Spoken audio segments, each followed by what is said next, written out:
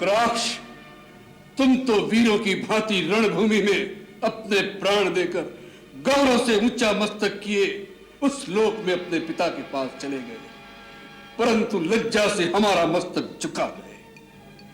आज हम तुम्हारे पिता के ऋणी हो गए। जिसके हृदय में अधर्म और कपट होता है, उसकी अवस्था तुम्हारे जैसी होती है, जिसे स्वर्ण लंका के राज सिंहासन पर बैठकर भी जीवन की अपूर्णता का कांटा चुभ रहा है।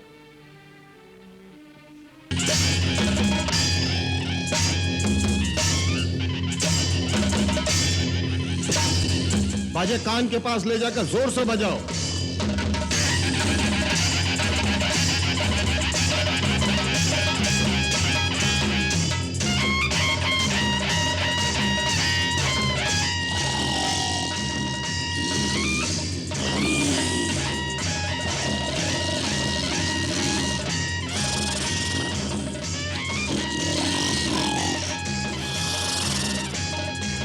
और जोर से।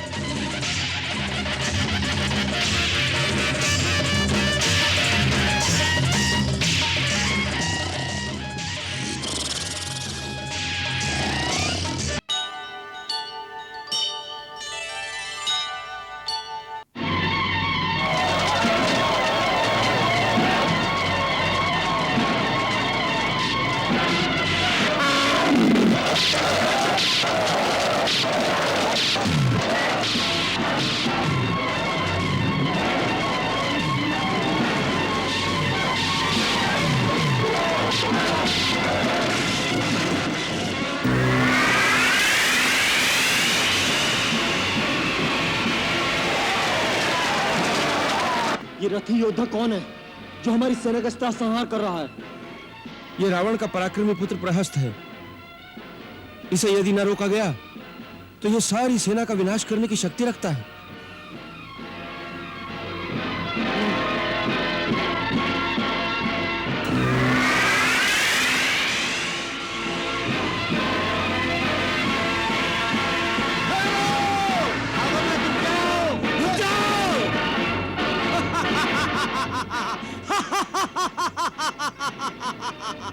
कायरों, कहां भाग रहे हो? इसी शक्ति के भरोसे लड़ने आए थे।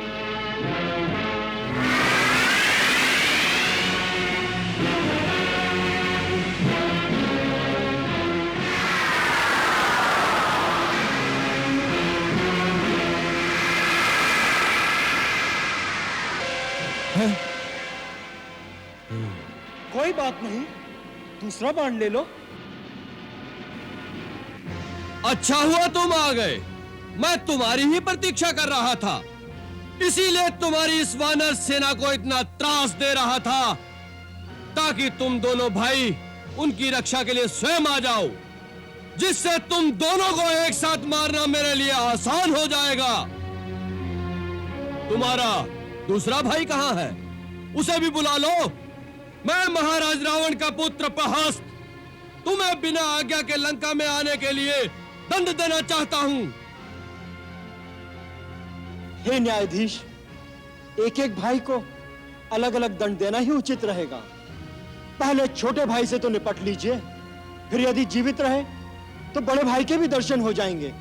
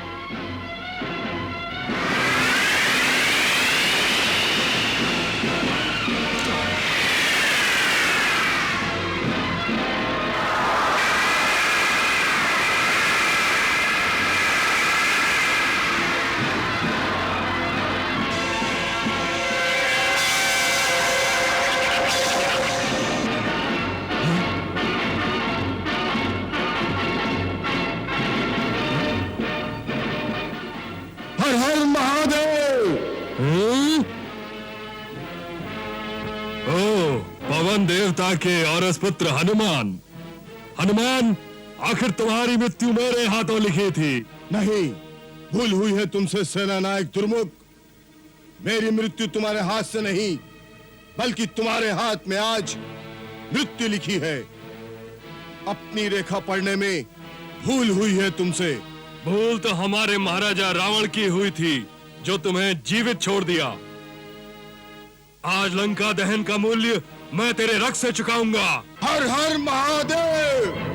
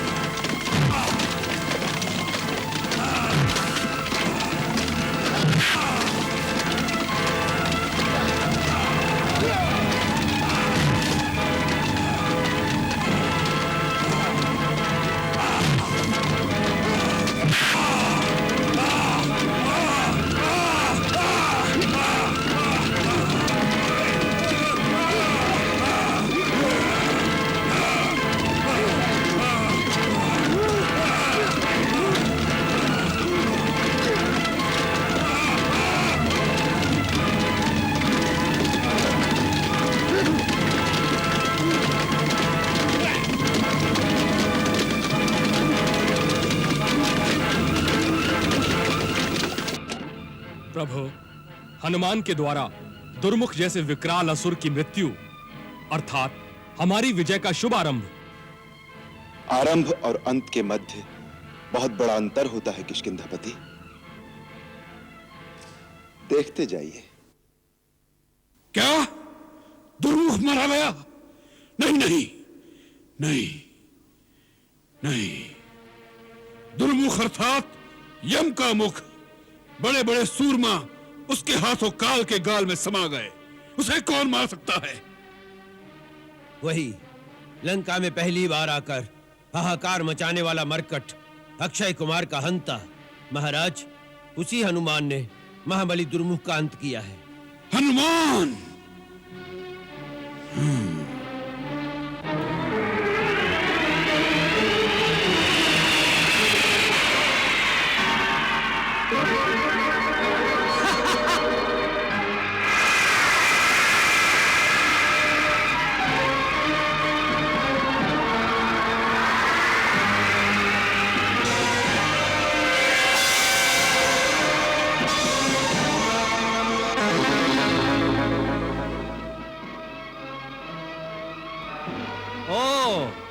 तो अपनी माया दिखाते हो?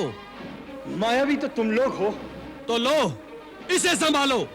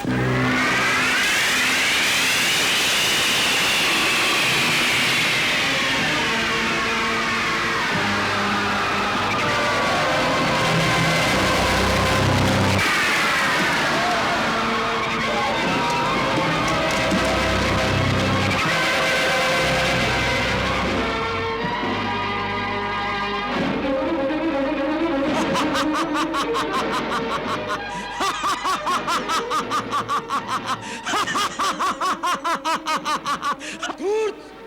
निरपराध वानरों की हत्या कर रहे हो। तुम जीवित रहने के योग्य नहीं।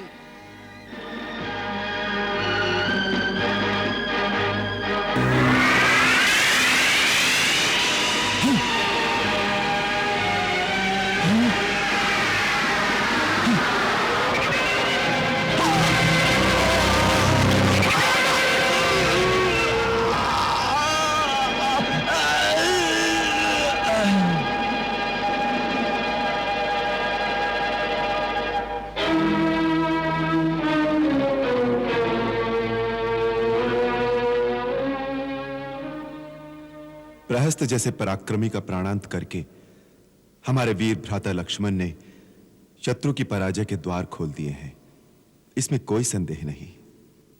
पुत्र की मृत्यु के आघात से तिल मिलाकर रावण प्रतिघात के लिए भीषण प्रहार करेगा। अब हमें पूरी तरह सावधान रहना चाहिए। सावधान तो वो नहीं रहता ऋक्षराज, जिसके अंतर की ज्वाला बुझ जाती है। मेरे अंदर ज्वालामुखी दहक रहा है, ज्वालामुखी। मैं रावण और मेघनाथ के आने की प्रतीक्षा कर रहा हूं। बोलो, बोलते क्यों नहीं?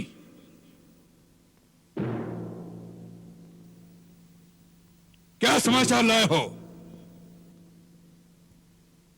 महाराज, बड़ा अशुभ समाचार है।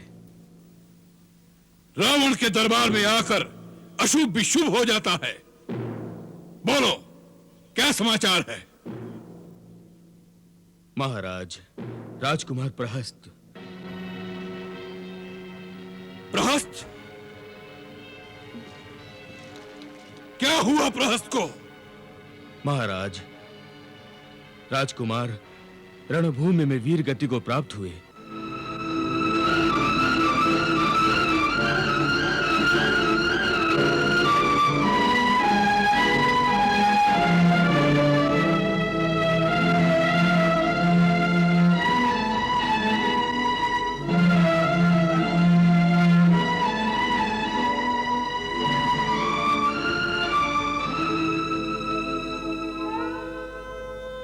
प्रहस्त?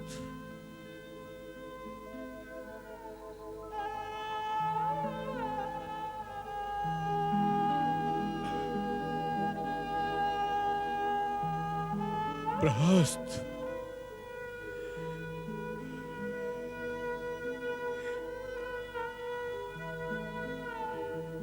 लंका का एक परकोटा ढह गया इंद्रजीत, ढह गया।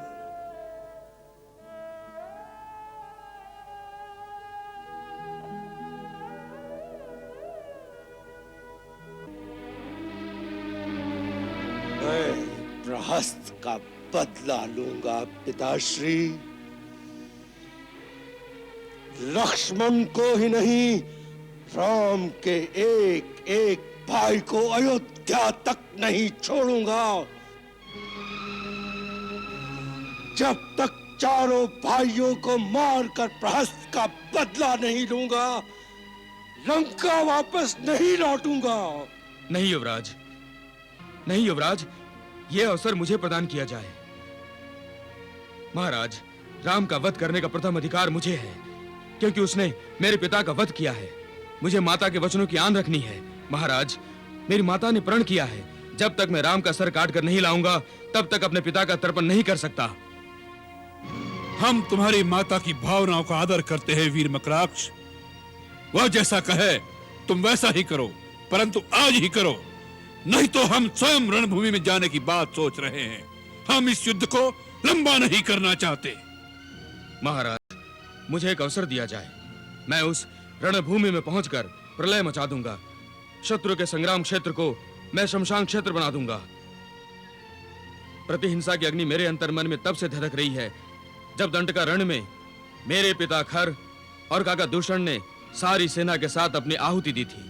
महाराज, आपको पता नहीं, मेरी माता ने मेरे पिता श्री खर के मरने के पश्चात आज तक अपने सुहाग को नहीं उतारा है। मृतक शरीर की आत्मा को शांति देने के लिए अभी तक तर्पण नहीं हुआ है। महाराज, मेरी माता का आज तक प्रण है कि जिस राम के बाण ने मेरे पति के प्राण लिए हैं, उसकी खोपड़ी में मैं जल भर के उसकी आत्म शांति के लिए श्राद्ध तर्पण करूंगी। आन है मुझे मेरी मां के आंसुओं पर, मैं अपनी मां का प्रण पूरा करूंगा। राम के सर को काटकर मां के अंदर धधकती ज्वाला को शांत करूंगा। करेगा, अवश्य करेगा वीर मकराक्ष। हमें विश्वास है तुम्हारे अंतर में धधकता ज्वालामुखी आज इस युद्ध का अंतिम निर्णय कर देगा।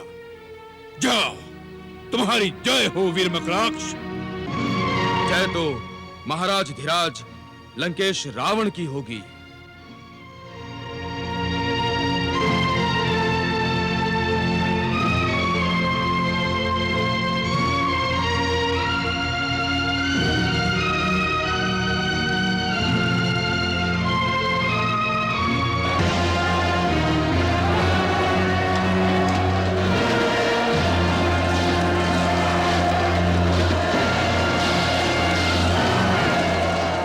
कौन है ये? क्या रावण आ गया? नहीं, रावण नहीं। तो फिर ये है कौन? मकराक्ष। मकराक्ष कौन? रावण के भाई सेनाधिपति खर का पुत्र। खर? जो पंचवटी में था? हाँ, वही। उसके मन में भी प्रतिशोध की ज्वाला भड़क रही होगी। अरे, ये तो सब कुछ चीरता हुआ चला आ रहा है, परंतु अंगद ने इसे रोक लिया है। वो परम योद्धा है लक्ष्मण, अकेले अंगद के बस का नहीं। अच्छी बात है, मैं सो जाऊंगा। तुम जो भी हो, मुझसे युद्ध किए बिना आगे नहीं जा सकते। मैं मच्छरों से युद्ध के लिए नहीं आया हूं। कहां है तेरा राम? मेरा युद्ध केवल राम से ही होगा। मेरा ये प्रण है, मैं राम का मस्तक लेकर ही जाऊंगा। राम का मस्तक मांगने कौन आया है? इतनी बड़बड़ कर बातें बना रहा है, कौन है तू? तुम्हें मेरे नाम से क्या लेना? एक बार केवल राम को मेरे सामने लाकर खड़ा कर दो। कहां है तेरा राम? कौन हो तुम जो इतना भी नहीं जानते? जब भी श्री राम का नाम लिया जाता है, बड़े आदर से लिया जाता है। आदर तो वीरों का होता है, उसका नहीं जो कायरों की भांति कहीं मुंह छुपाए बैठा हो। जाकर उससे कहो, क्षत्राणी का दूध पिया हो तो वो आकर रणभूमि में सामना करे। उसे कोई युद्ध के लिए ललकार रहा है। कोई चूहा किसी शेर की गुफा के सामने आके पुकारे, बाहर आओ, मेरे साथ युद्ध करो, तो क्या शेर को हाथ जोड़कर उसके सामने आकर खड़ा हो जाना चाहिए? मूर्ख! जो जीवा श्री राम का अनादर करती है, वो फिर बोलने योग्य नहीं रहती, उसी समय काट दी जाती है। तुम मुझे अज्ञानी बालक की भांति तर्क कर रहे हो, इसलिए मुझे तुम पर और तुम्हारी मां के आंसुओं पर दया आती है। मेरी मां एक राक्षस माता है। वो और स्त्रियों की भांति रोना धोना नहीं जानती। उसी मां ने मुझे आज्ञा दी है कि जाकर उस राम का मस्तक काट कर मेरे सामने लाओ। अब क्या होगा? क्योंकि हमारे रहते श्री राम तक तुम्हारा पहुंचना असंभव है। हाँ, यदि तुम अपनी मां को प्रसन्न करना चाहते हो तो श्री राम के मुखारबिंद का एक चित्र ले जाओ, उसके दर्शन मात्र से ही वो प्रसन्न हो जाएंगी। हाँ, बच्चों को जैसे चित्र में चंदा मामा दिखा देते हैं, ऐसे उसे श्री राम दिखा देना। लक्ष्मण, अंगद,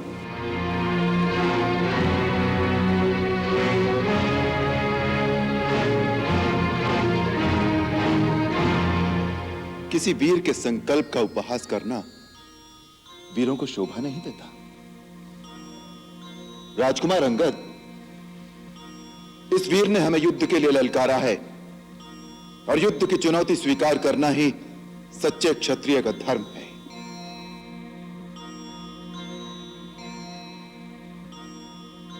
हे वीर युवक, हम तुम्हारी इस चुनौती को स्वीकार करते हैं।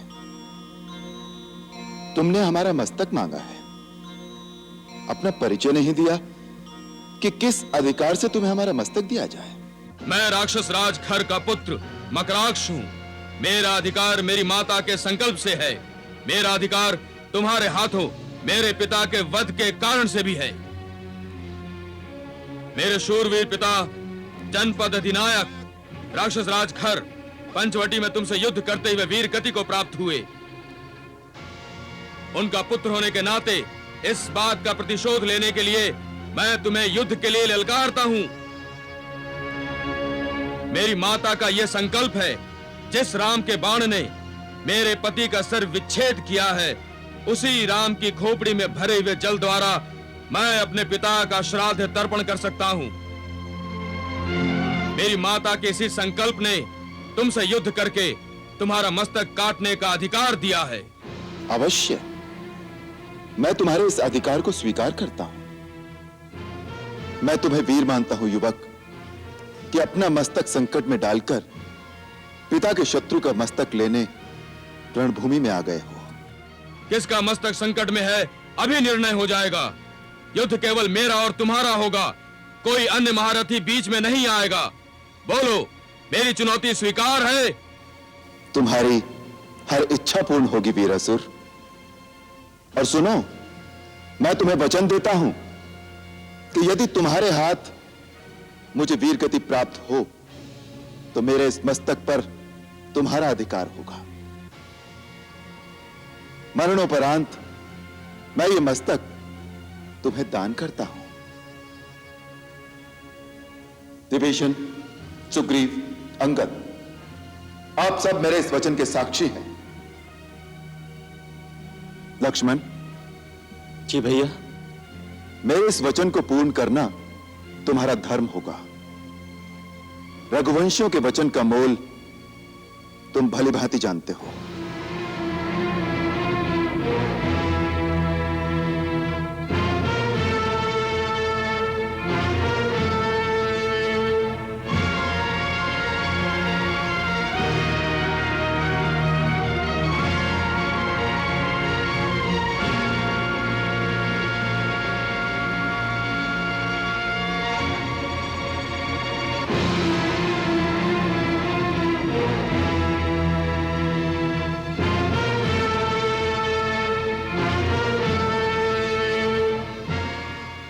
वीरवर मकराक्ष, प्रथम प्रहार तुम करो।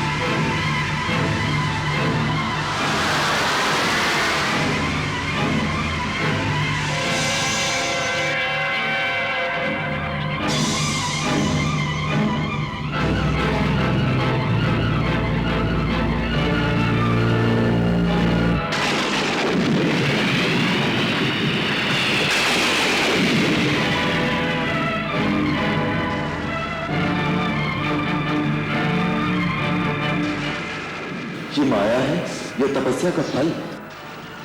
प्रभु, उसने पवन के देवता वायु और वर्षा के देवता वरुण को अपने वश में कर रखा है। ये सब उन्हीं के दिए हुए दिव्य वरों का प्रभाव है। आप यदि वायव्यास्त्र और वरुणास्त्र का अनुसंधान करें तो इस माया से मुक्ति होगी।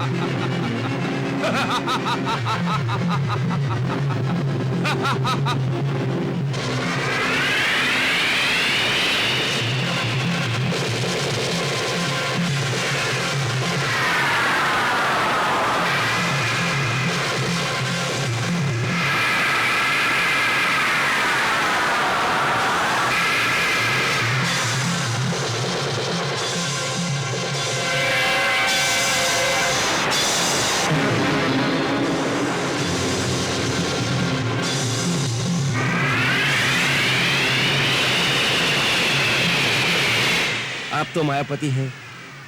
इन सब मायावी पुरुषों में जो वास्तविक मकराक्ष है उसकी एक ही पहचान है, केवल उसी के घाव से रक्त निकलता दिखाई देगा। मायावी मकराक्षों के घाव से रक्त नहीं बहेगा।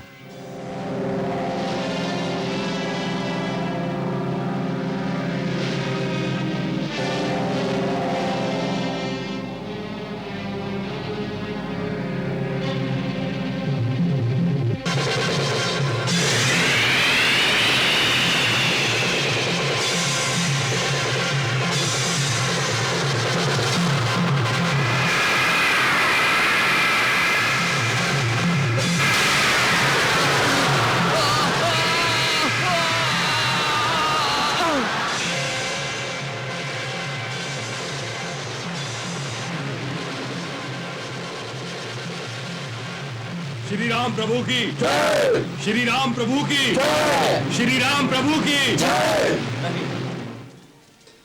जय इस वीर बांकुर योद्धा की, इस मातृभक्त प्रचंड पराक्रमी की। मां के संकल्प पर अपने प्राण अर्पण करने वाले सपूत, तुम्हें राम प्रणाम करता है।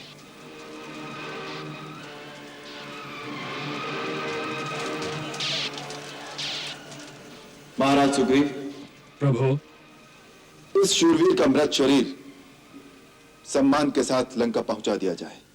हर योद्धा की मृत्यु है रघुवर का संकेत, दुस्साहसी दुराग्रही किंतु न होए सचेत। प्राणों की बलि दे गया मातृभक्त मकराक्ष, अभिमानी खल के खुले किंतु न ज्ञान गवाक्ष।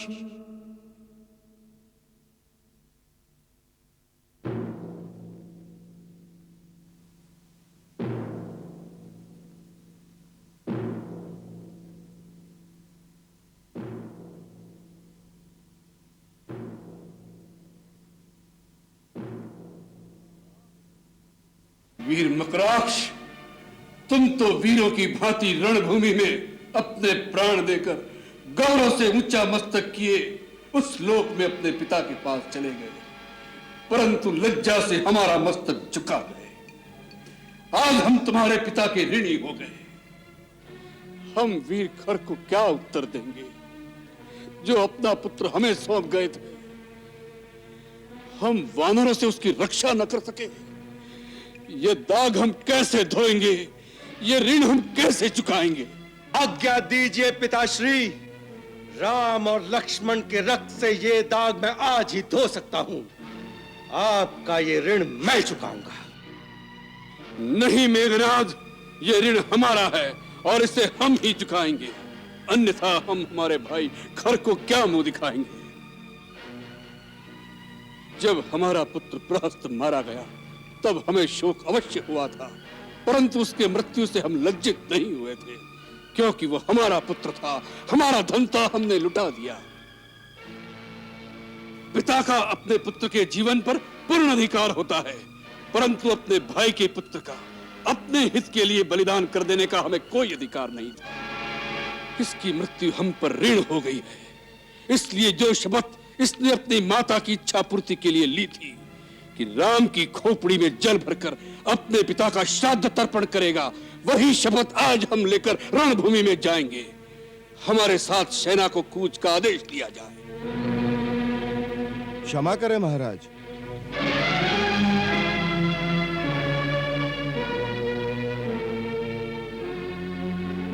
यह रणनीति के विरुद्ध होगा। जब तक एक भी सेना नायक अथवा एक भी महारथी जीवित हो, राजा का स्वयं युद्ध भूमि में उतरना नीति सम्मत नहीं होता। एक तो उससे राजा की शक्तिहीनता का आभास होता है, दूसरे सेनापति अथवा महारथी की मृत्यु से राजा पराजित नहीं होता, परंतु यदि राजा को कुछ हो जाए तो सारे देश की पराजय उसी क्षण ही हो जाती है। सेनापति कंपन, तुम केवल सिंहासन की शोभा बढ़ाने वाले किसी राजा से बात नहीं कर रहे, तुम महारथियों के महारथी, तीनों लोगों के विजेता, परम शूरवीर रावण से बात कर रहे हो। हम यह भी देख रहे हैं कि शत्रु एक साधारण योद्धा नहीं है, हमारे महारथियों का बस का नहीं है। वह इसी प्रकार हमारे महारथियों का एक एक दो करके अंत करता रहेगा तो हमारी सेना का मनोबल दिन प्रतिदिन क्षीण होता जाएगा और उसका यश और मनोबल उसी प्रकार भड़क उठेगा जिस प्रकार यज्ञ में घृत की आहुति पड़ने से अग्नि की ज्वाला भड़क उठती है। इससे पहले कि वह ज्वाला उसकी यज्ञशाला से फैलकर हमारे सारे देश को भस्म कर दे, हम आज ही उसकी यज्ञशाला को विध्वंस कर देंगे। इस युद्ध का लंबा होना लंका के हित में नहीं है। हमारे कूच का डंका बजाया जाए।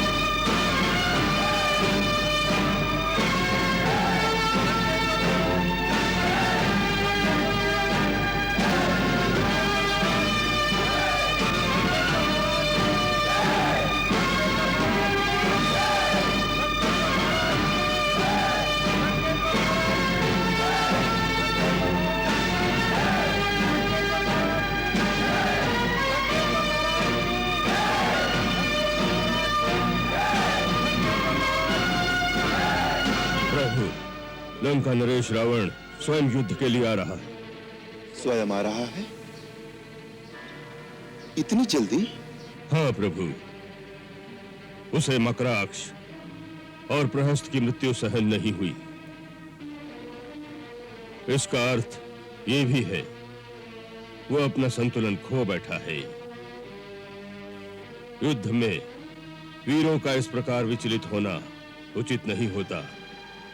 शत्रु इतनी जल्दी विचलित हो गया है कि उसे अपने परम योद्धाओं के रहते हुए भी स्वयं युद्ध में आना पड़ रहा है। ये आपकी विजय का संकेत है।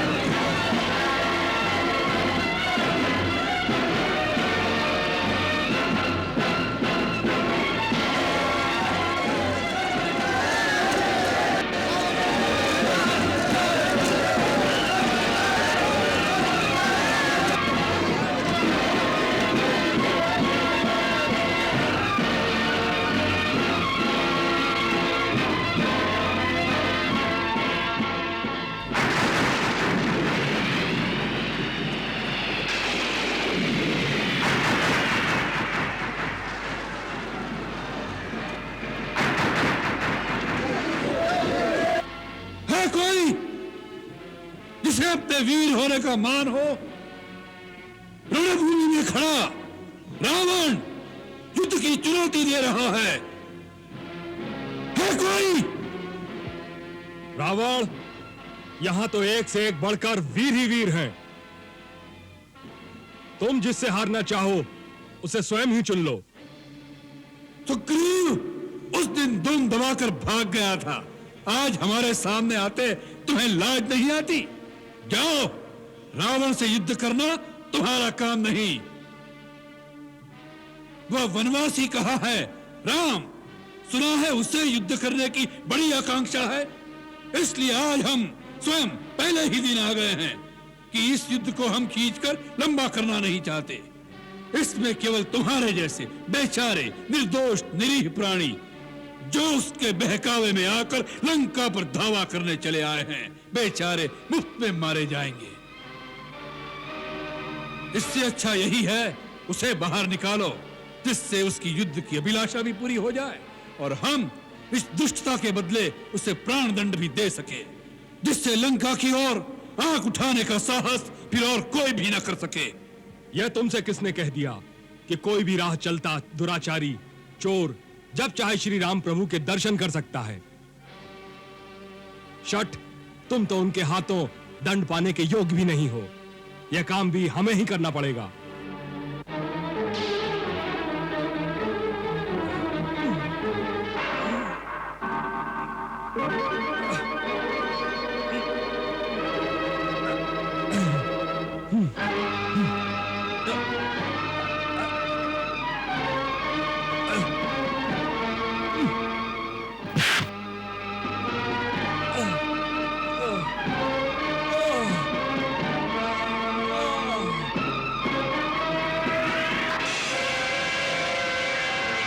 निर्लज्ज, एक उचित योद्धा पर बाण चलाते हो?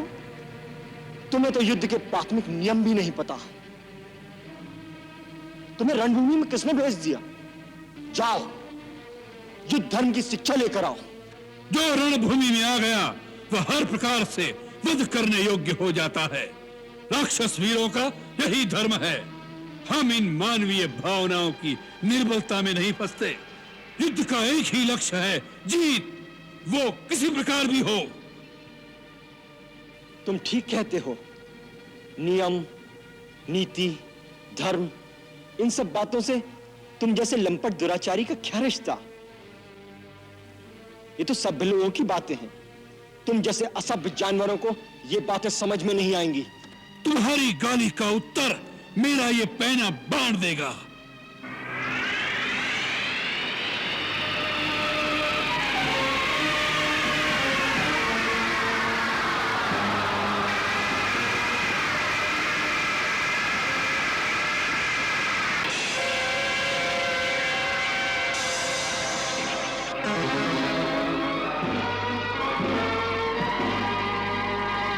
तुम जैसा पापी व दुराचारी जब निरुत्तर हो जाता है तो केवल शस्त्र का ही सहारा लेता है।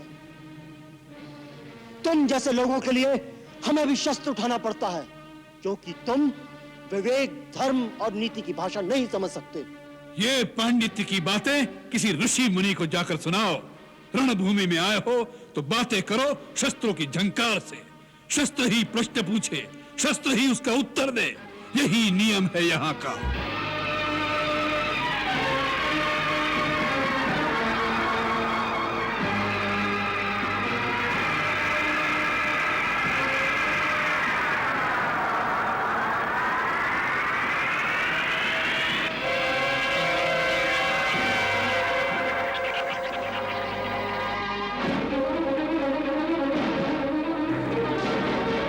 स्वयं जाइए प्रभु, आपके बिना उसका सामना कौन कर सकता है?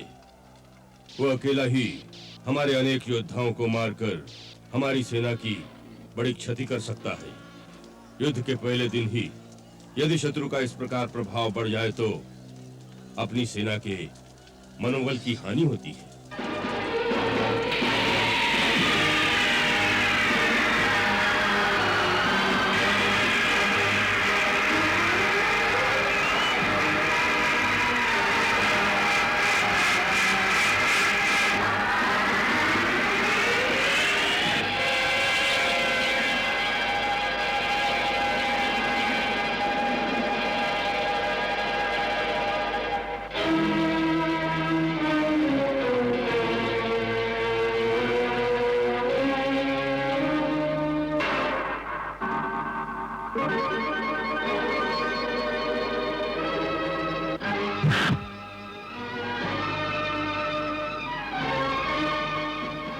वाह,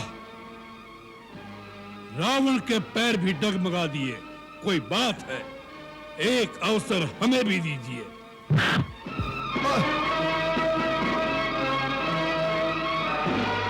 जय श्री राम।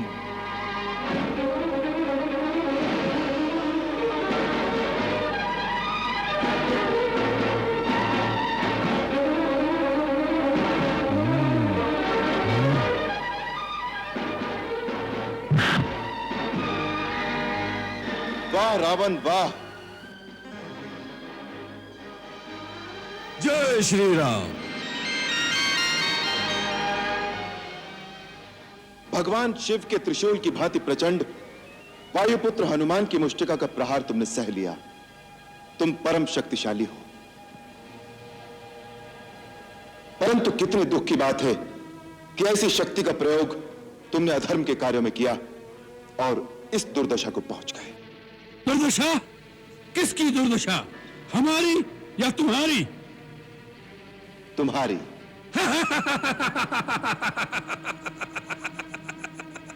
एक वन वन भटकते हुए वनवासी को स्वर्ण लंका के सिंहासन पर बैठे हुए त्रिभुवन विजयी लंकेश के वैभव में दुर्दशा दिखाई दे रही है। राम, तुम अपनी वाक पटुता के जादू से इन अज्ञानी वानरों को भरमा सकते हो, रावण को नहीं। भक्त और ज्ञानी में यही अंतर होता है। भक्त अनपढ़ हो, मूर्ख हो, परंतु हृदय का सच्चा और मन का सरल होता है। परंतु ज्ञानी तुम जैसा दुष्ट भी हो सकता है। जिसके हृदय में अधर्म और कपट होता है, उसकी अवस्था तुम्हारे जैसी होती है। जिसे स्वर्ण लंका के राज सिंहासन पर बैठकर भी जीवन की अपूर्णता का कांटा चुभ रहा है। इस समय तुम्हारे हृदय में केवल अशांति, चिंता और एक तड़प रह गई है और कुछ नहीं। तेरे जैसे हर दुराचारी को एक समय इस बात का आभास हो जाता है कि उसका अंत समय आ गया है, और तब वो एक घायल सांप की भांति सुरक्षा की बिल ढूंढता फिरता है, परंतु उसे कहीं सुरक्षा नहीं मिलती। वही अवस्था इस समय तुम्हारी है। तुम्हारा अंत आ चुका है। तुम्हारे पाप कर्मों के विष ने तुम्हारे मन की शांति को जला दिया है, और तुम उस अशांति की तड़प, पाप के विषैले कांटे की चुभन को छुपाने के लिए ऊंची आवाज में बड़ी बड़ी डींगे मार रहे हो, जिन्हें तुम्हारा अपना मन भी नहीं मानता।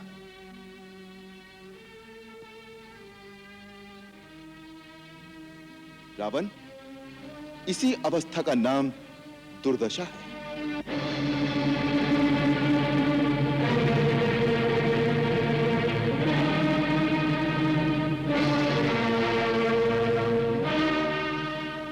राम, सुना था कि रघुवंशी बड़े वीर होते हैं, परंतु तुम्हें देखकर वह धारणा दूर हो गई।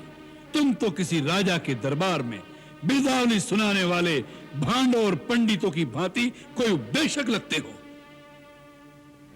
अरे जो वीर होते हैं वह धनुष बाण से बात करते हैं, जबान से नहीं। और ये कंधे पर जो धनुष रखा हुआ है ना, वह कोई शोभा की वस्तु नहीं होता, उससे तीर चलाए जाते हैं ऐसे।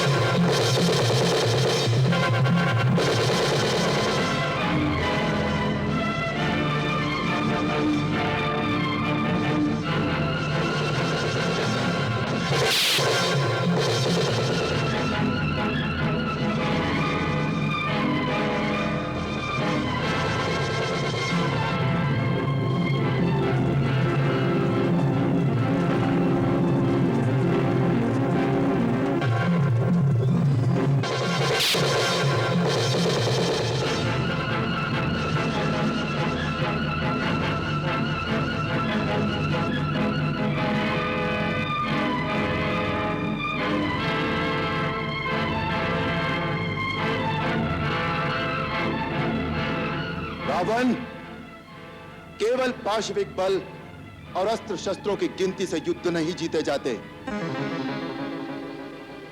युद्ध जीतने के लिए धर्म और आध्यात्मिक शक्ति परम आवश्यक है। तुमने लक्ष्मण से कहा था कि तुम्हारे यहां कोई नीति, कोई धर्म नहीं होता। हमारे यहां युद्ध का भी धर्म होता है। हम शस्त्रहीन और निहत्थे शत्रु पर कभी वार नहीं करते। यह है रघुवंशियों की वीरता। लंका नरेश, तुम इस समय शस्त्रहीन, सुरक्षाहीन और अपमानित अवस्था में केवल शत्रु की दया के कारण जीवित हो। इसी का नाम है दुर्दशा। किया नहीं दस शीश को, केवल शस्त्र विहीन, आन बान अभिमान सब लिए राम ने छीन। अब जाओ, कल फिर शस्त्र लेकर आना।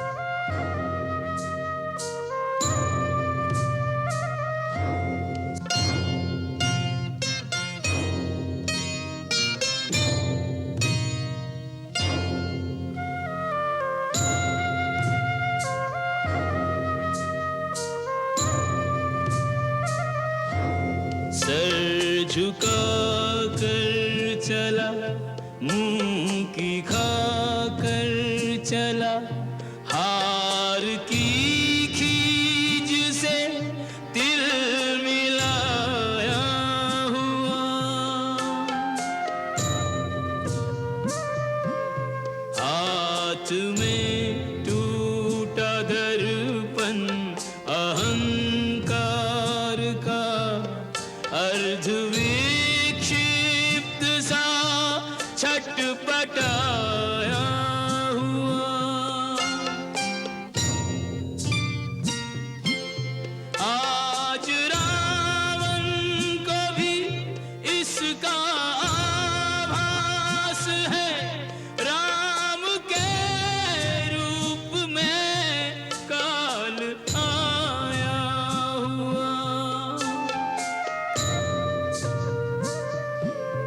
काल से कौन रक्षा करे जब स्वयं काल को दे निमंत्रण बुलाया हुआ।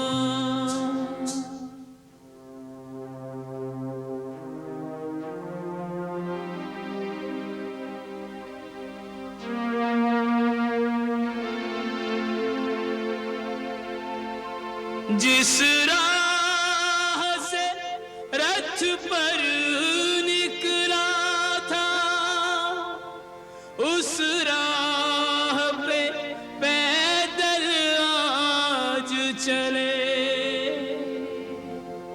प्रतिशोध की आग लिए मन में, अपमान की कालिख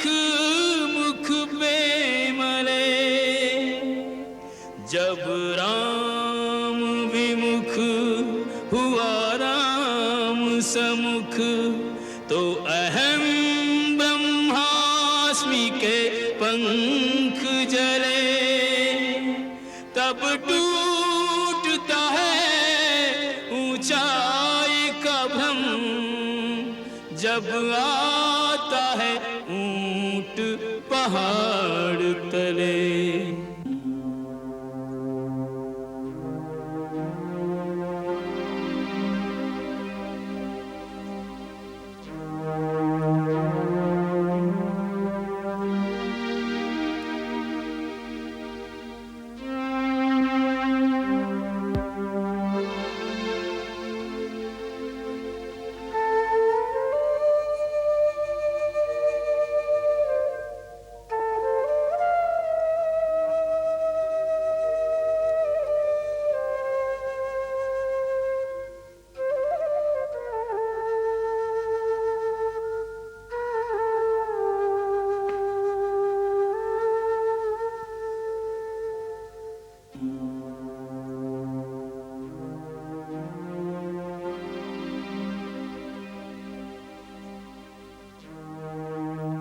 जाओ, हमारे विशेष संदेश वाहकों को तुरंत उपस्थित होने का आदेश दो। जाओ। जो आज्ञा महाराज।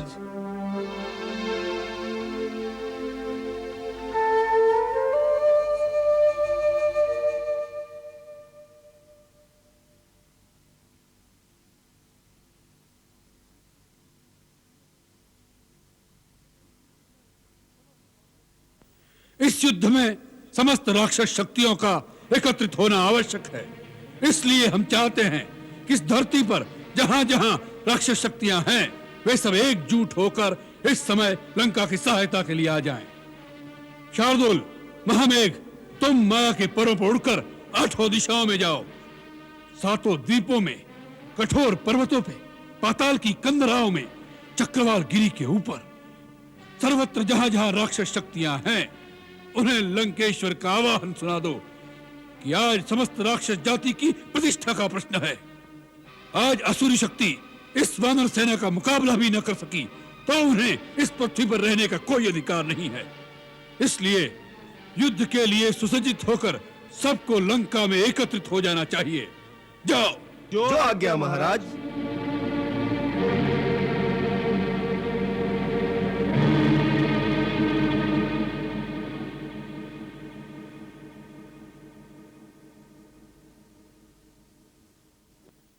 प्रणाम नाना जी।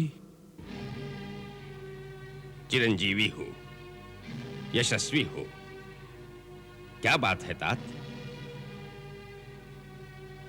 तुम्हारे गात्र शिथिल हो रहे हैं। तुम्हारे मुखमंडल पर चिंता के मेघ मंडरा रहे हैं। तुम्हारे विशाल नेत्रों में निराशा की उदासी झिलमिला रही है। नाना जी, आप हम पर व्यंग कसने आए हैं, हमारा उपहास करने आए हैं। ये कैसी बात कर रहे हो लंकेश? तो फिर वही बात कहने आए हैं कि सीता को लेकर राम की चरणों में जा गिरूं? नहीं, अब वो बात कहने का समय नहीं है। हाँ वत्स, युद्ध को रोकने के लिए मेरा वो परामर्श उसी समय उचित था, परंतु अब युद्ध आरंभ हो गया है। अब मैं तुम्हें ऐसी कोई बात नहीं कहूंगा जिससे लंकेश के यश को धब्बा लगे। अब तो शूरवीर की भांति लड़ना होगा। अब या तो सीता को लंका की महारानी बनाओगे, या शूरवीर की भांति अपना मस्तक रणचंडी के चरणों में चढ़ा दोगे।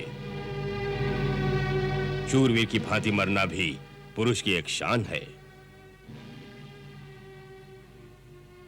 तुम मेरे बालक हो, मैंने गोदी में खिलाया है तुम्हें। सदा तुम्हारी उन्नति, समृद्धि और कीर्ति की शुभकामना की है। तुम इस पृथ्वी पर असुरों के शिरमौर हो।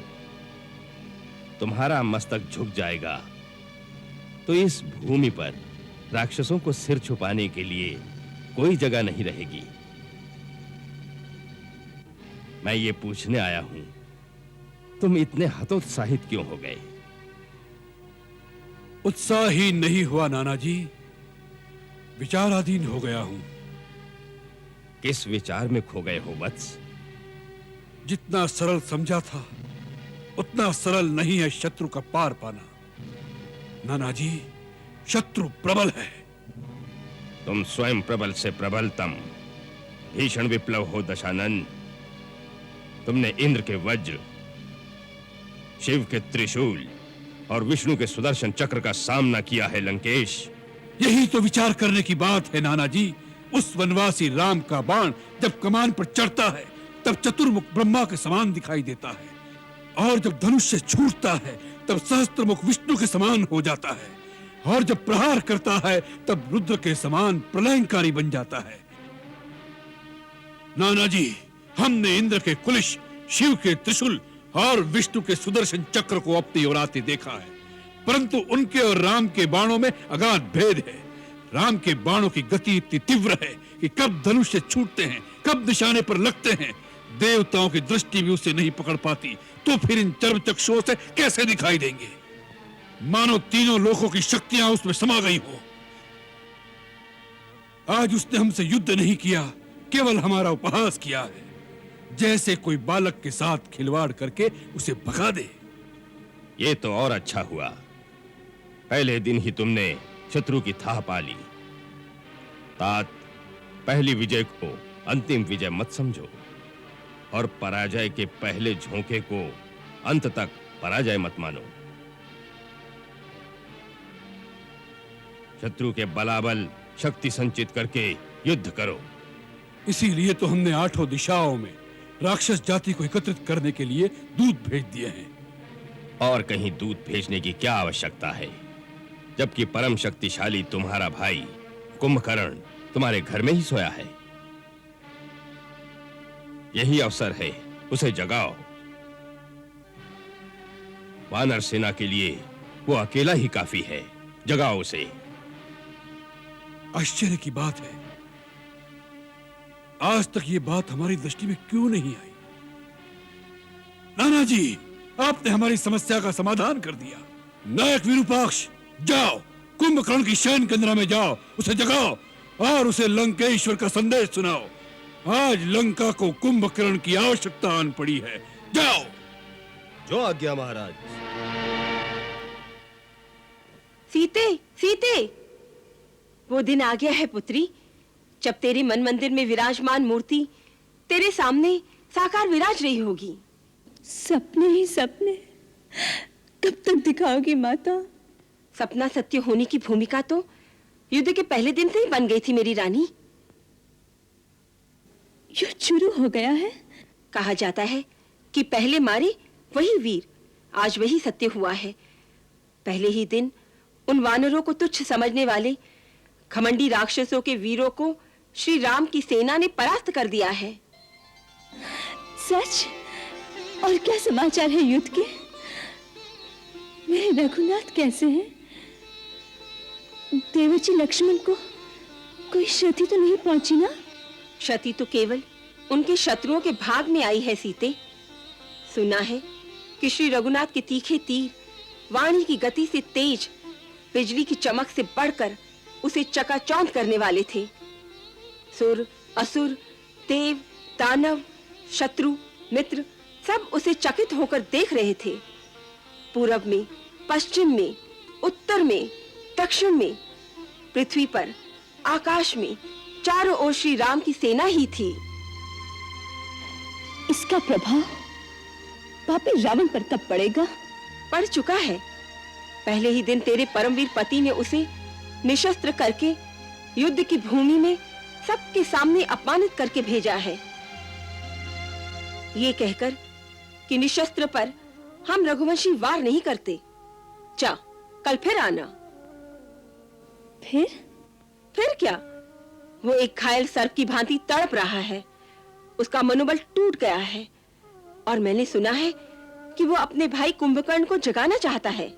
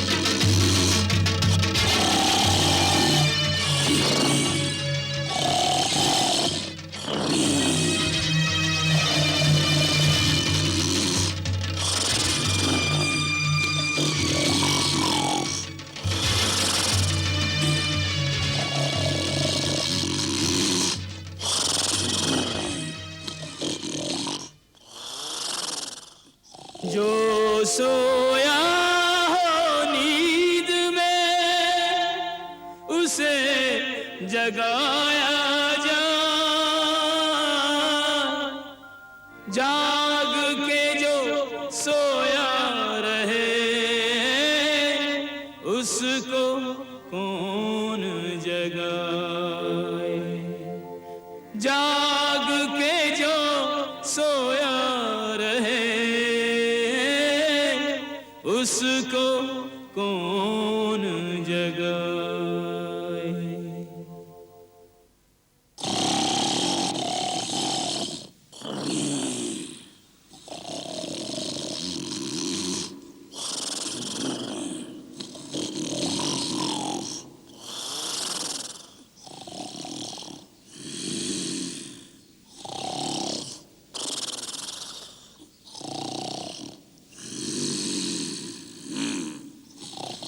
बाजे कान के पास बजाओ।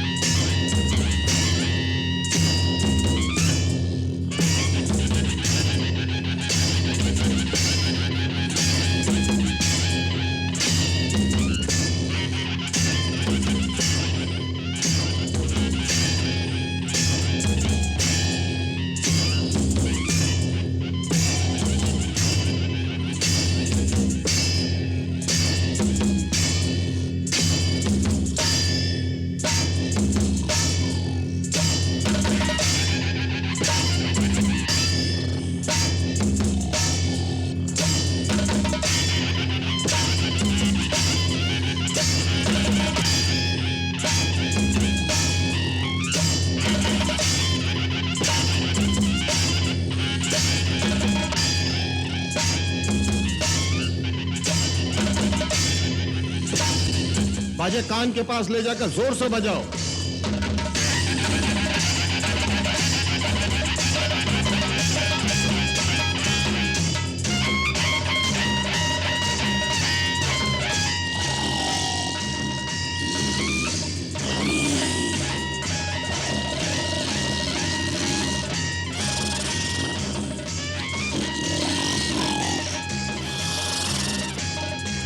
और जोर से।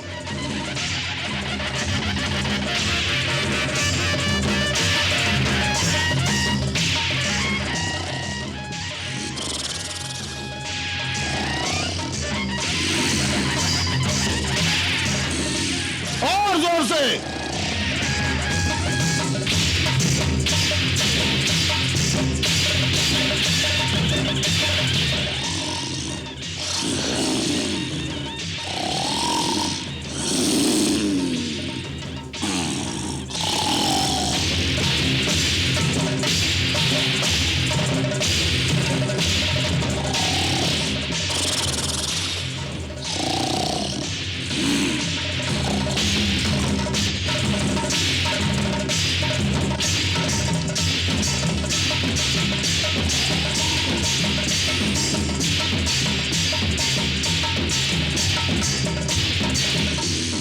कोई लाभ नहीं।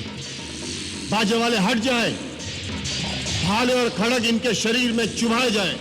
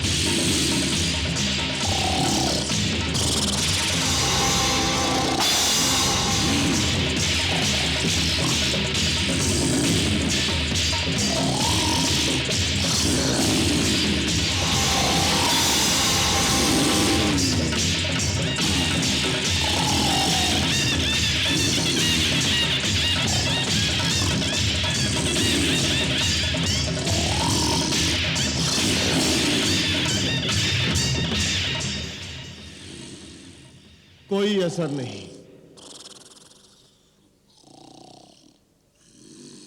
पेड़ और पत्थर लेकर आओ।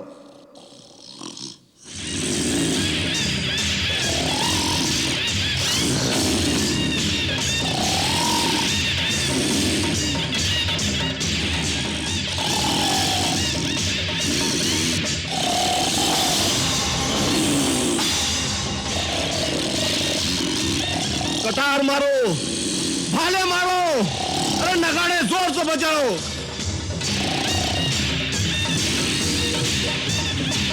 इनको उठाने का प्रयत्न करो, जोर से और जोर से।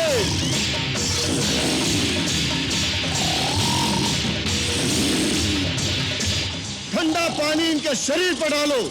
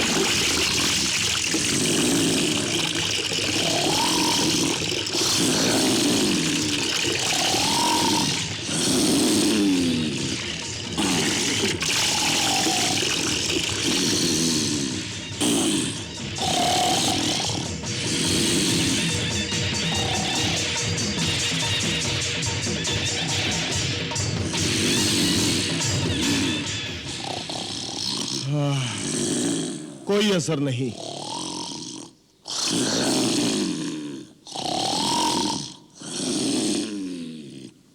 हाथी की चिंगार से जगाओ।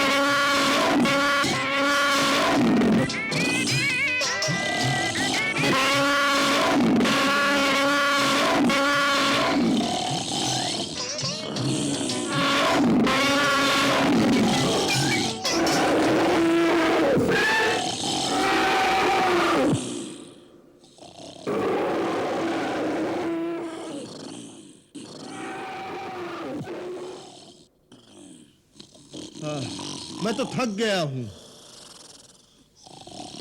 मुझे तो बहुत जोरों से भूख लगी है। भाई भूख। महाराज कुंभकर्ण के लिए भोजन का प्रबंध किया जाए। अवश्य उसकी सुगंध से महाराज उठ जाएंगे।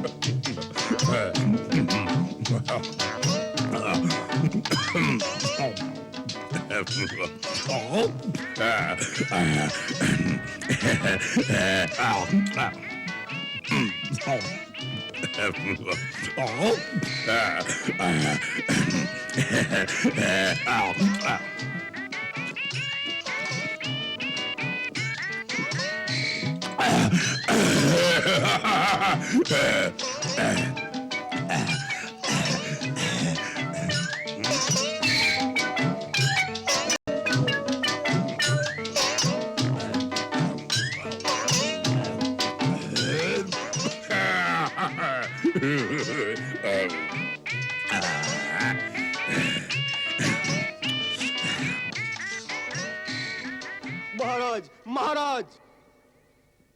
सेनापति विरूपाक्ष, समय से पहले हमें जगाने का साहस तुमने कैसे किया? लंकाधिपति रावण कुशल से तो हैं? जी छोटे राजा, महाराज रावण सकुशल अपने महल में विराजमान है। तो फिर क्या है? लंका पर तो कोई विपत्ति नहीं आई? जी, अभी तक तो लंका पूरी तरह सुरक्षित है, परंतु अब उसकी सुरक्षा संकट में है। चारों ओर से सुग्रीव की वानर सेना ने घेर लिया है। वानर सेना ने घेर लिया है? परंतु वानर राज वाली के साथ तो हमारी संधि थी। वाली मारा जा चुका है। उसका छोटा भाई सुग्रीव वानर देश से सिंहासनारूढ़ है और अयोध्या के बनवासी राजा राम की सहायता के लिए उसने अपनी सेना सहित लंका पर चढ़ाई कर दी है। वानरों ने लंका की राजधानी को घेर रखा है। परंतु क्यों? अयोध्या के राम को लंका से क्या चाहिए? अपनी पत्नी। अपनी पत्नी? अर्थात लंकेश्वर उनकी पत्नी सीता को हर लाए हैं। सीता को हर लाए? साक्षात जगदंबा को हर लाए? ऐसी दुर्बुद्धि उनके मन में कैसे उत्पन्न हुई? किसी ने उन्हें समझाया नहीं? जी, आपके छोटे भाई विभीषण ने भरे दरबार में उन्हें यह बात समझाने का साहस किया था, तो महाराज रावण ने उन्हें लात मारकर राज्य से निकाल दिया। हैं? क्या शत्रु बहुत शक्तिशाली है? आज रणभूमि में राम ने न केवल लंकेश्वर का उपहास किया, बल्कि उनका घोर अपमान भी किया है। निशस्त्र करके उन्हें यह कह के छोड़ दिया कि जाओ, अभी थक गए होंगे। मैं थके हुए निहत्थे शत्रु पर वार नहीं करता। महाराज रावण अपने भवन में आपकी प्रतीक्षा कर रहे हैं।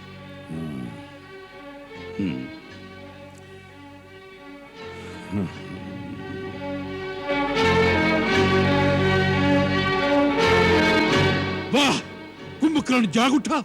जी हाँ महाराज, श्रीमान कुंभकर्ण नगर से होते हुए आपके दर्शन के लिए पधार रहे हैं।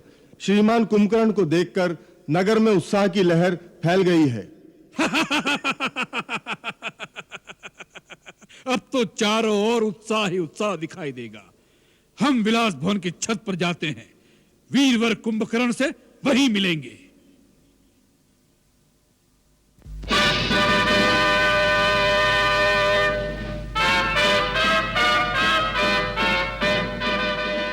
दीर्घायु भव। महाराज, मुझे जो विरूपाक्ष ने सुनाया है, क्या वह सत्य है कि इस समय वानर सेना ने लंका के गिर्द घेरा डाल दिया है और लंका पर संकट के बादल छाए हुए हैं? हाँ तात, इस समय लंका संकट में आ गई है, इसीलिए तुम्हें असमय में ही जगाया गया है, क्योंकि हम सब की आशा अब केवल तुम पर ही केंद्रित है। शत्रु ने अल्प समय में ही हमारे प्रमुख प्रमुख योद्धाओं को मार डाला है।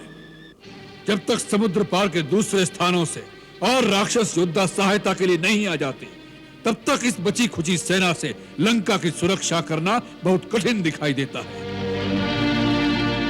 लंका का कोष भी खाली होने वाला है, इसलिए भी तुम्हारा युद्ध भूमि में जाना आवश्यक हो गया है। इंद्रजीत से कुछ नहीं हुआ? जब हम स्वयं राम से टक्कर नहीं ले सके, तो इंद्रजीत उसका सामना कैसे कर सकता था? इसलिए अभी तक हमने उसे युद्ध में नहीं भेजा है। आप स्वयं क्या रणभूमि में गए थे? हाँ, जब प्रहस्त और मकराक्ष भी मारे गए, तब हमने सोच लिया कि शत्रु ऐसे योद्धाओं से वश में आने वाला नहीं है। युद्ध लंबा होता जाएगा और लंका निवासियों का मनोबल दिन प्रतिदिन मंद होता जाएगा। इसलिए हमने निश्चय कर लिया कि हम स्वयं जाकर एक ही बार में शत्रु का समूल नाश कर दे। परंतु शत्रु इतना निर्बल नहीं निकला जितना हमने समझा था। उसने हमारे समस्त अस्त्रों को काटकर हमें निहत्था कर दिया। और सबसे बड़ी चोट तो उसने में तब पहुंचाई जब उसने उस अवस्था में हमारा वध नहीं किया। युद्ध में मरने से हमारी वीरता को दाग नहीं लगता, परंतु उसने हमें अपमानित करके वापस भेज दिया है। आज सारा संसार हम पर हंसता होगा, यहां तक कि सीता भी हमारा उपहास करेगी। अब हम कौन से गौरव के अहंकार को लेकर उसके सामने जाएंगे? कुंभकर्ण मेरे भाई, इसलिए भी तुम्हारा युद्ध भूमि में जाकर उन वानरों और मानवों का भक्षण करना आवश्यक हो गया है। आज राक्षस जाति की लाज तुम्हारे हाथ में है। तुम्हें रावण के अपमान का बदला लेना है राम से।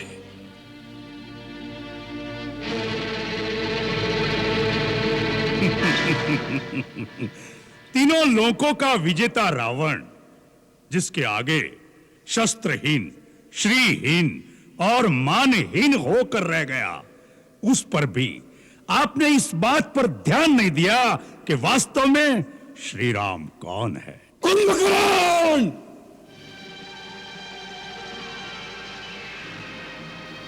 शत्रु को श्री लगाकर संबोधित मत करो। महाराज, आंखें बंद कर लेने से सूर्य का प्रकाश लोप नहीं हो जाता। जो तीनों लोकों के स्वामी हैं, स्वयं श्रीमान नारायण हैं, उन्हें श्री राम ही कहना पड़ेगा। भैया, शायद आप ये भूल गए हैं कि श्री राम से कई पीढ़ियां पहले इक्ष्वाकु वंश के एक राजा ने आपको श्राप दिया था कि जब स्वयं श्रीमान नारायण हमारे कुल में अवतार लेंगे तब वह उसी न रूप में आपका विनाश करेंगे। वो बात भी भूल गए जो नारद ने मुझे बताई थी कि विष्णु ने राक्षसों का नाश करने के लिए अयोध्यापति दशरथ के घर जन्म लिया है। भैया, ब्रह्मा की बात भी भूल गए, फिर भी आप महारानी सीता का हरण कर लाए जो स्वयं लक्ष्मी का अवतार है। हमें अपनी बहन के अपमान का बदला लेना था। हमारे भाई के वध का प्रतिशोध क्या हमारा कर्तव्य नहीं था? तो उस कार्य को वीरों की भांति करते। चोरों की भांति एक स्त्री का हरण करके क्या आपका मस्तक गौरव से ऊंचा हो गया है? सूर्पणखा मेरी भी तो बहन थी। आज मुझे जिस प्रकार उठाया है, उस दिन यह हीन कार्य करने से पहले मुझे जगाते तो मैं आपको बताता कि प्रतिशोध कैसे लिया जाता है।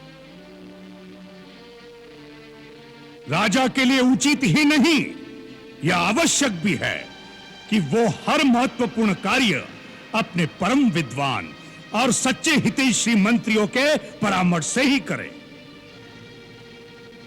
राजा को चापलूसों और ऐसे स्वार्थी मंत्रियों की बातों में नहीं फंसना चाहिए जो अपना निजी हित और अर्थ स्वार्थ के लिए राजा के साथ अपने देश को भी शत्रु के हाथों बेच सकते हैं। ऐसे ही मंत्रियों के लिए शास्त्र कहता है कि विनाशयन्तो भर्तारम सहिताहा शत्रुभिर्बुधैः विपरीतानि कृत्यानि कारयन्ति ही मंत्रिणः तान भर्ता मित्र संकाशान अमित्रान मंत्र निर्णय व्यवहारेण जानियात सचिवानु उपसंहितान। कुंभकर्ण, यह समय शास्त्र सुनाने का नहीं है। हर बात अपने अपने समय पर ठीक लगती है। यही तो मैं कहना चाहता हूं भैया कि आपने उचित समय पर उचित बात नहीं की। नीति कहती है कि पुरुष को धर्म, अर्थ और काम का सेवन उचित समय पर ही करना चाहिए। जैसे प्रातः काल धर्म का, मध्याह्न काल में अर्थ सेवन का और रात्रि में काम सेवन का विधान है। इन तीनों में भी धर्म श्रेष्ठ है। अतः जहां अर्थ और काम का सेवन धर्म विरुद्ध हो, वहां उन दोनों की उपेक्षा करके धर्म के अनुसार ही चलना चाहिए। सीता का हरण करते समय आपने धर्म और अधर्म की बात नहीं सोची। मंदोदरी भाभी और विभीषण की नीति और धर्मयुक्त बात नहीं सुनी। केवल अपनी काम वासना की पूर्ति का बहाना ढूंढा है आपने। इसी का यह फल है जो आज सारे लंकावासी भोग रहे हैं। एक गुरु या आचार्य की भांति हमें उपदेश सुनाना है तो जाओ, जाकर फिर से सो जाओ। हमें तुम्हारी कोई आवश्यकता नहीं है। यह समय है संकट का। इस समय तुम्हारा क्या कर्तव्य है वही बात करो। मान लिया हमने भ्रम से नारायण को नहीं पहचाना, मान लिया अपने चित्त के मोह में एक स्त्री का हरण कर लिया, मान लिया अपने गौरव और अहंकार में हमने किसी का परामर्श नहीं सुना। इन सब बातों की चर्चा करने से इतिहास पीछे नहीं मुड़ जाएगा। जो बीत गया बुद्धिमान उसका शोक नहीं करते, भविष्य की चिंता कर्मयोगी नहीं करता। इस समय इस क्षण क्या करना है उसका ही निश्चय आवश्यक हो जाता है। तो निश्चय कर लो कि तुम्हारा अपनी जाति के प्रति, अपने भाई के प्रति कुछ कर्तव्य है या नहीं। तुम हमें शास्त्र सुना रहे थे। अरे शास्त्र में तो यह भी लिखा है कि यदि भाई ने कोई पाप भी किया हो, वह अपराधी भी हो, तब उस संकट में जो उसका साथ दे वही भाई कहलाने योग्य होता है। अपराधी को तो शिक्षा सभी दे सकते हैं, परंतु भाई वही है जो संकट में साथ खड़ा रहे, सहायता करे, शिक्षा न दे। ससुहृदयो विपन्नार्थम दीनमभ्युपद्यते सबंधुर्यो अपनितेषु सहायायोपकल्पते। सोच लो, रावण के कारण ही सही, परंतु रावण के साथ राक्षस जाति का विनाश हो जाए, यह तुम्हें स्वीकार है? या नहीं? तर्क का समय नहीं है। यदि मन में कोई संशय है, यदि कर्तव्य का पथ साफ दिखाई नहीं देता, तो युद्ध में जाने से कोई लाभ नहीं। जाओ, जाकर सो जाओ। रावण को अपनी आन निभाना और शान के साथ जीना और मरना दोनों आते हैं। जाओ।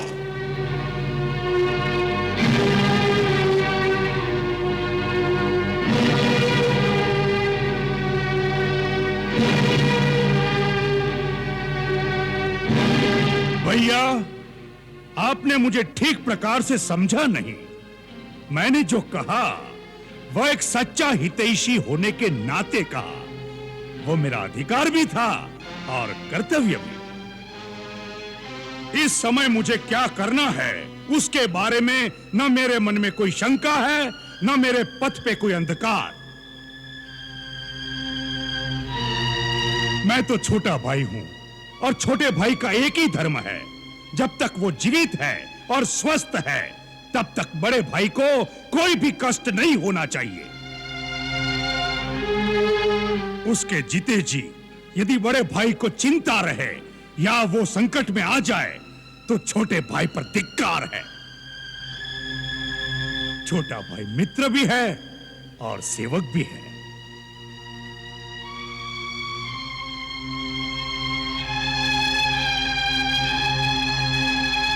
कुंभकर्ण, हमें तुम पर गर्व है। तुम राक्षस जाति की नाक हो। भैया, अब आप युद्ध की चिंता भूल जाइए। मैं आपको वचन देता हूं कि आज सूर्यास्त होने से पहले उस वनवासी राजकुमारों के मस्तक लंका की गली कूचों में से गेंद की भांति पैरों से लुढ़काता हुआ लेकर आऊंगा, ताकि जिनके प्यारे संबंधी इस युद्ध में मारे गए हैं, वह भी आकर उसे एक एक ठोकर मार सके। यदि मैं जीवित रहा तो आज रात को लंका में विजय का उत्सव होगा। परंतु क्या? परंतु भैया, सबकी बात सच निकली और वो सचमुच भगवान है, तो भी मैं पीठ नहीं दिखाऊंगा। अपने भाई की आन के लिए रणभूमि में लड़ता हुआ मर जाऊंगा, यह मेरा वचन है। मृत्यु की बात ही मन में क्यों लाते हो कुंभकर्ण? तुम अवश्य विजयी होगे। हम सेना नायक को आदेश देते हैं कि तुम्हारे साथ जाने के लिए चतुरंगी सेना तैयार की जाए। नहीं भैया, मुझे सेना की कोई आवश्यकता नहीं। रणभूमि में मैं अकेला ही जाऊंगा। मेरे हाथ में केवल शिव का त्रिशूल होगा। उनकी आधी सेना तो मेरे पांव के नीचे कुचल जाएगी। भैया, मुझे आज्ञा दीजिए और आशीर्वाद दीजिए कि मेरे कारण आपका गौरव और बढ़े। भैया, एक प्रार्थना करूं? कहो। यदि मैं रणभूमि में मारा गया तो समझ लेना फिर उन्हें कोई नहीं जीत सकता। तब श्री राम को भगवान मानकर उनकी शरण में चले जाइएगा, जिससे हमारा कुल समूल नष्ट होने से बच जाए और आपका राज अकंटक हो जाए।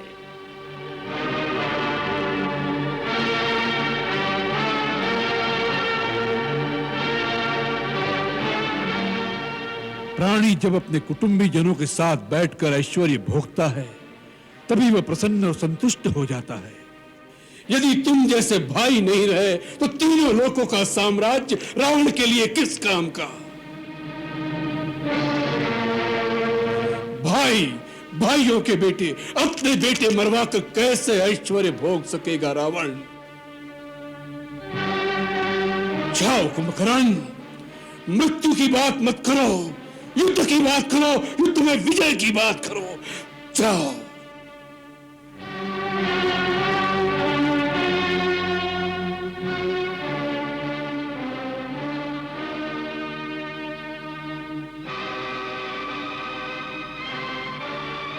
भैया, मुझे आशीर्वाद दीजिए।